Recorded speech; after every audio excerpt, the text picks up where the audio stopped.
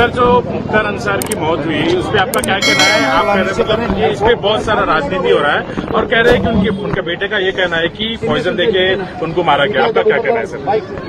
देखिए, जब किसी भी डिसीज के फैमिली मेंबर कोई बात कहते हैं तो उसको आपको सीरियस लेने की बहुत जरूरत है। और अगर आप देखेंगे सुप्रीम कोर्ट में भी वो लोग गए थे जिसमें उन्होंने इस एप्रीहेंशन का इजहार किया था उस फैमिली ने कि उनको प्रिजन में ही मार दिया जाएगा, कि कोई अंदर आएगा।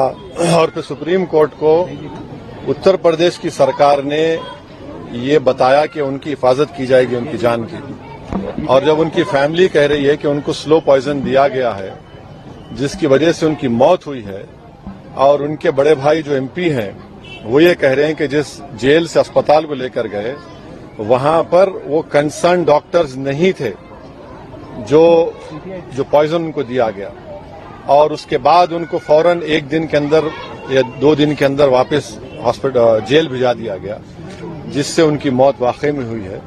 तो मैं ये चाहूंगा कि इसकी एक सही तरीके से इंडिपेंडेंट इंक्वायरी हो और जो फैमिली कह रही है उसको सीरियस लेने की जरूरत है।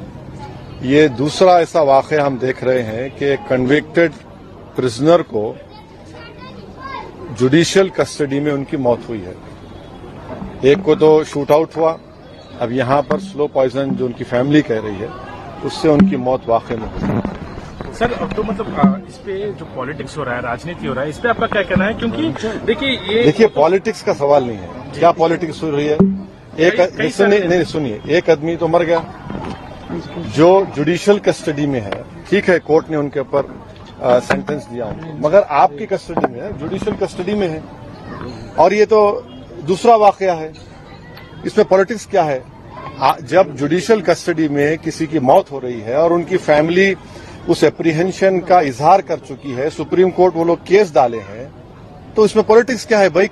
एक आदमी की तो मौत हो गई ना, इसमें पॉलिटिक्स करना क्या है? वो तो अपनी जान दे दिए, वो जान चले गई उनकी, तो पॉलिटिक्स क्या हो रही? अब जाने की जिम्मेदारी किस पर है? इसमें पॉलिटिक्स क्या करना है? इसमें तो सच्चाई को जानना है, जस्टिस करना चाहिए। Worst rule is prevailing. Sir, worst rule is prevailing, and at the same, worst rule is prevailing. क्या worst rule is prevailing in Uttar Pradesh, and at the same time, inquiry should be conducted. Is what opposition leaders are demanding. What would you like to state? Well, I have been always been saying that in the biggest state of our country, the state is being run by rule by gun, not by rule of law. And this is the second instance wherein a person has died in judicial custody. The whole world had seen that earlier 2 convicted prisoners, one happened to be an ex-MP, was shot dead. Mr. Ansari was an ex-MLA, and he was in judicial custody. And when this family has filed a case in Supreme Court, stating to the Honorable Supreme Court that there is an apprehension by the family that he will be killed inside the prison. Now he dies, and the family said that slow poison was given. And the surprising and shocking thing is that he was not taken to a specialist hospital. He was taken to a hospital where no proper medical attention was given to him. And the most surprising thing and shocking thing is that within a short span of time he was sent back to the prison. So definitely what the family is demanding, I hope that the Uttar Pradesh government, in the interest of justice, in the interest of rule of law, will have an impartial inquiry, and the whole world should know what has happened. This is not on. This is not how people just go away, just die in a judicial custody. One last question, sir. क्या लगता है कि उत्तर प्रदेश जेलों में सुरक्षा नहीं है?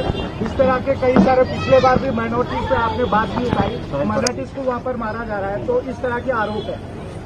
मैंने आप सवाल आप भी कर रहे हैं, मेरा जवाब भी आप दे रहे, तो सही है बिल्कुल।